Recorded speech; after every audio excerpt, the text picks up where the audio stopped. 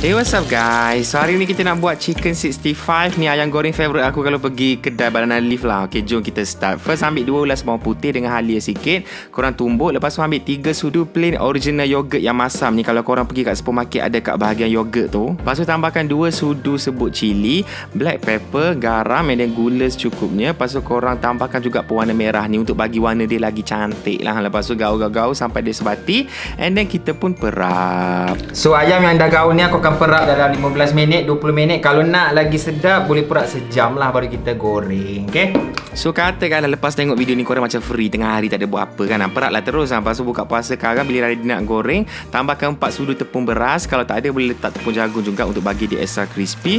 Lepas tu kita goreng dalam minyak yang panas macam ni, and make sure ayam tu goreng sampai jadi garing, juicy, moist, tender macam ni. Tapi tak boleh makan lagi, sabar letak kat tepi dulu sebab kita nak goreng dia dengan something else juga lepas ni.